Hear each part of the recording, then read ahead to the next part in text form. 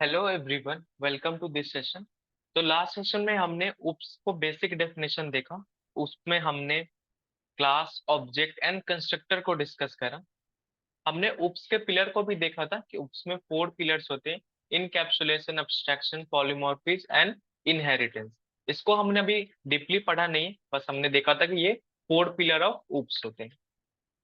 फिर हमने कंस्ट्रक्टर पढ़ा। कंस्ट्रक्टर क्या होता था? Constructor is a block of code similar to the method. एक मेथड के ही जैसा एक ब्लॉक ऑफ कोड है। वो कब एग्जीक्यूट करता है? जब हम उसका ऑब्जेक्ट क्रिएट करते हैं, तो हमारा कंस्ट्रक्टर कॉल हो जाता है। ठीक है। आज के इस सेशन में हम लोग इनकैप्सुलेशन को देखने जा रहे हैं। स्टार्ट करते हैं इसके बेसिक डेफिनेशन से। Encapsulation is a fundamental concept in object-oriented programming that refers to a bundling of data and method that operate on that data within a single unit, which is called a class in Java. Encapsulation is a way of hiding the implementation details of a class from outside access and only exposing a public interface that can be used to interact with the class. Encapsulation क्या होता है? Encapsulation आप ऐसे समझो कि आप जो class में जो वेरिएबल्स उसके डेटा मेंबर्स है, जैसे कि आपने कोई वेरिएबल्स क्रिएट करे, उसको आप ये नहीं चाहते हो कि कोई भी दूसरा क्लास को डायरेक्टली एक्सेस कर सके। जैसे कि आप अगर कोई बड़े बड़े प्रोजेक्ट पे काम करते हो, जिसपे आप अप्रोक्स 40 to 50 पर्सन एक साथ काम कर रहे हैं, और कुछ इंपॉर्टेंट क्लास वहां पे होंगे, उस क्लास में वेरिएबल्स क्रिएट होंगे, और आप ये चाहते हो बाय डिफॉल्ट या गलती से कोई इस क्लास का ऑब्जेक्ट क्रिएट करके इस डेटा, इस जो हमने वेरिएबल क्रिएट करा है उस डेटा में कुछ छेड़छाड़ ना कर दे, उसको वैल्यू उसका चेंज ना कर दे। ठीक है। तो वहां पे हम लोग क्या करते, उसको एक कैप्सुलेट इनकैप्सुलेट करते हैं, मतलब एक कैप्सूल में डाल के उसको पैक कर देते हैं। वो डायरेक्टली एक्सेस नहीं होगा कोई भी दूसरे क्लास से। उसको एक्सेस करने के लिए हम लोग गेटर और सेटर मेथड का इस्तेमाल करते हैं। इसको हम लोग प्रैक्टिकली देखते हैं तो आपको ज्यादा अच्छे से समझ में आएगा। एक मैं एग्जांपल लेता हूँ। उसमें मैं एक क्लास क्रिएट कर रहा हूँ, पर्सन नाम। ठीक है, एक पर्सन क्लास है, और यहाँ पे कुछ मैं वेरिएबल्स क्रिएट करता हूँ। सपोज पब्लिक इंट एज और पब्लिक इंट नेम।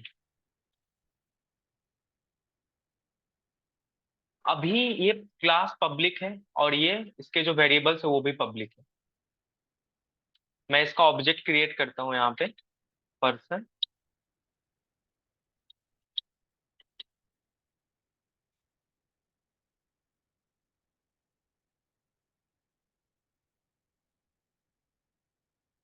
नेम को मैं यहाँ पे असाइन कर देता हूँ 50। सॉरी, नेम को मैं असाइन कर दे रहा हूँ कुछ भी। सपोज मैंने राहुल असाइन कर दी। ये स्ट्रिंग टाइप का ही है ना? इंट मैंने ले लिया है, सॉरी। ये स्ट्रिंग टाइप का।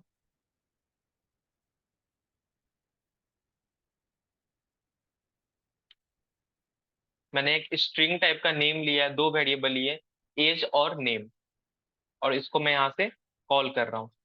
अभी मैं इसको प्रिंट करके देखता हूँ। सिंपली हम इसको प्रिंट कर सकते हैं, पर्सन डॉट नेम करेंगे तो इसमें राहुल प्रिंट हो जाएगा। यहाँ पे देखो राहुल आ गया।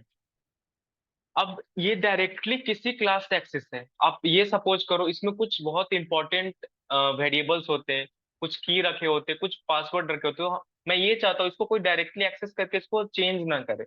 तो मैं क्या करूंगा, इसको प्राइवेट कर दूंगा, इनकैप्सुलेट कर दूंगा, मतलब इसको एक पैकेज में बंद कर दूंगा कि कोई दूसरा बाहर, कोई दूसरा क्लास इसको एक्सेस ना कर पाए। उसके लिए क्या करेंगे, हम लोग इसको प्राइवेट कर देंगे।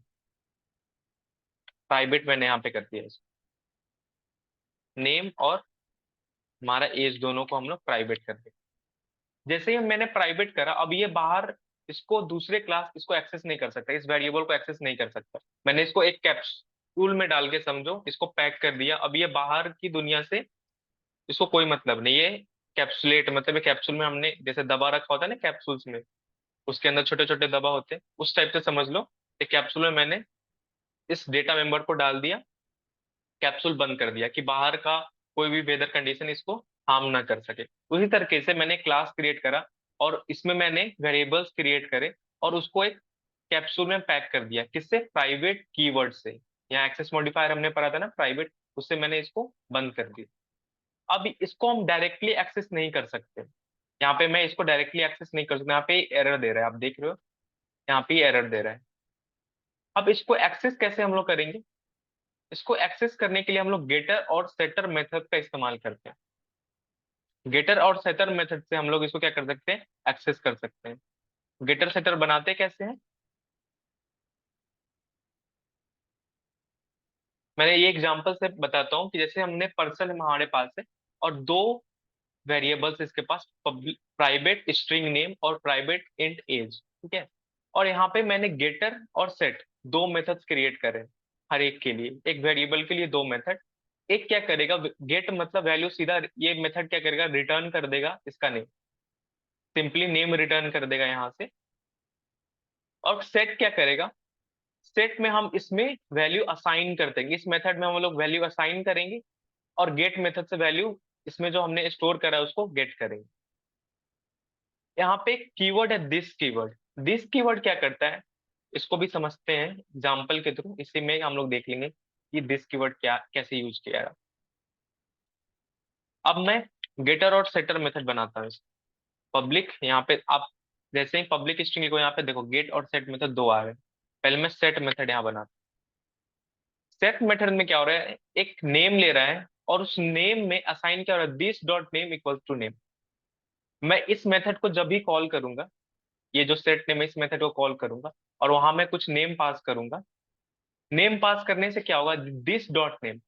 दिस कीवर्ड हम लोग क्यों यूज करते हैं, अगर हमें सेम क्लास में, ये जो ऑब्जेक्ट हमने क्रिएट करा है यहाँ पे और इस क्लास, क्लास है पर्सन, क्लास के अंदर में जो वेरिएबल होता है उसे हम लोग जब रेफरेंस करते हैं तो हम लोग दिस का इस्तेमाल कर सकते हैं। नहीं तो हमें क्या करना पड़ता है, इसका ऑब्जेक्ट क्रिएट करना पड़ता है, देन इसको एक्सेस करते हैं। इससे अच्छा हम लोग दिस कीवर्ड यहाँ पे यूज करें।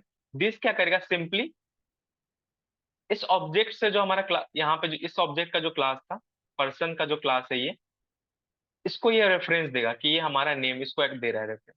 तो हमने दिस डॉट नेम मतलब इस नेम में हमने इस मेथड में जो पास करा है नेम, वो सेट हो जाएगा यहाँ पे, ठीक है। अब मैंने सेट कर दिया, अब इसको गेट भी कर सकते हैं हम लोग। गेट कैसे करेंगे, एक गेट मेथड। गेट मेथड क्या करता है, सिंपली ये रिटर्न करेगा नेम हमारा, इसमें जो भी हमारे स्टोर करेंगे वो रिटर्न कर देगा। पब्लिक मेथड है और दोनों ये पब्लिक मेथड होंगे, गेटर और सेटर। सेम हम लोग एज के लिए बना लेते हैं, get set public, get age, then public set age. Getter और सेटर हमने इस दो वेरिएबल्स के लिए क्रिएट कर लिए। अब मैं इसको डायरेक्टली यहाँ पे एक्सेस नहीं कर सकता हूँ, किसके थ्रू एक्सेस करूंगा, गेटर और सेटर के थ्रू।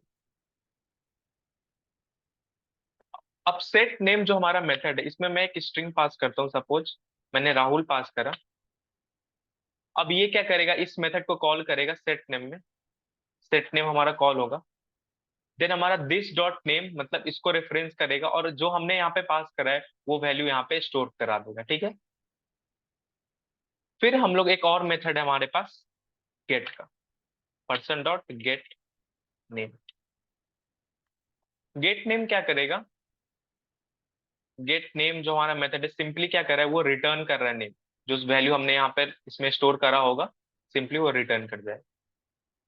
इसको हम लोग यहाँ से प्रिंट कर सकते हैं। यहाँ पे मैंने गेटर और सेटर के थ्रू डायरेक्टली एक्सेस मैंने नहीं करा, ये इनकैप्सुलेट है, इसको हमने एक इंटरफेस, मतलब ये इंटरफेस का काम कर रहा है इस दोनों के बीच में, हम इसको एक्सेस किससे कर रहे हैं, गेटर और सेटर की हेल्प से कर रहे हैं। अब आपके मन में ये क्वेश्चन होगा कि जब हम इसको गेट और सेट की मदद से एक्सेस कर रहे हैं तो डायरेक्टली हम क्यों नहीं एक्सेस कर रहे हैं इसको, मुझे क्या जरूरत पड़ा इसको इनकैप्सुलेट करने की। देखो, अगर सपोज करो मैं ये चाहता हूं कि कोई नेम इसमें डायरेक्टली ना पास करे, कुछ मैं यहाँ पे वैलिडेशन लगा दूं, कुछ कंडीशन लगा दूं, ठीक है ना। जैसे कि मैं यहाँ पे कंडीशन लगा दूं कि अगर length name dot length equals to greater than 5 होगा तो ही इसमें ये सेव करे, वरना ना सेव करे। मैं यहाँ पे एक कंडीशन यहाँ पे लगा दिया। कि अगर जो मैं नेम यहाँ पे पास कर रहा हूँ राहुल, उसका लेंथ अगर 5 से बड़ा होगा तो ही ये सेव करेगा इसमें, वरना नहीं करेगा। तो यहाँ पे मैं वैलिडेशन यहाँ लगा सकता हूँ। अगर मैं डायरेक्टली पब्लिक रहता तो इसमें कोई वैलिडेशन नहीं होता, कोई भी उसको एक्सेस कर सकता था और उसमें कुछ भी वैल्यू स्टोर करा सकता था। अभी यहाँ पे क्या, मैं वैलिडेशन यहाँ पे लगा सकता हूँ, कुछ भी वैलिडेशन मैं यहाँ पे लिख सकता हूँ।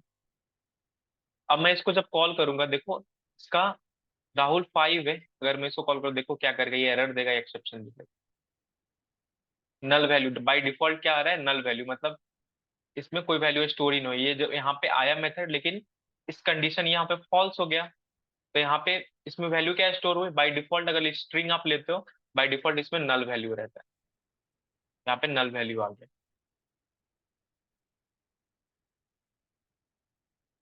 उसी तरीके से अगर एज को हम लोग करना चाहें तो एज को भी हम लोग यहाँ पे एक्सेस कर सकते हैं with help of getter and setter dot set age. इसमें मैं सेट पास करता हूँ सपोज 25, इसको मैं गेट करता हूँ पर्सन डॉट गेट एज। अब यहाँ पे मैं वैल्यू 25 सेट कर रहा हूँ। अगर मैं यहाँ पे वैलिडेशन भी लगा सकता हूँ, अगर यहाँ पे मैं इसको नहीं लिखता तो आप डायरेक्टली इसको कोई भी इसमें कुछ भी वैल्यू असाइन कर सकता था, लेकिन अब मैं यहाँ पे वैलिडेशन यहाँ लगा सकता हूँ कि अगर एज का, जो एज मैं पास कर रहा हूँ, if age is less than 18, तो इसमें वैल्यू सेट ही ना हो, या रिटर्न कर जाए, इसमें वैल्यू सेट ना हो।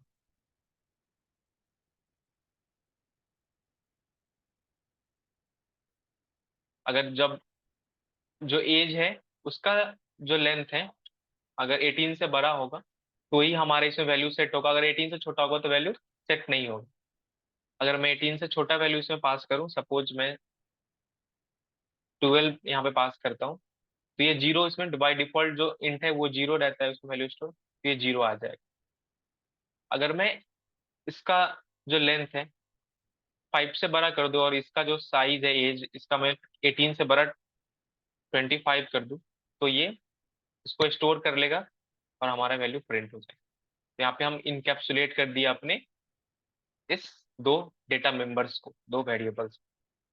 तो एक एग्जांपल था इनकैप्सुलेशन का,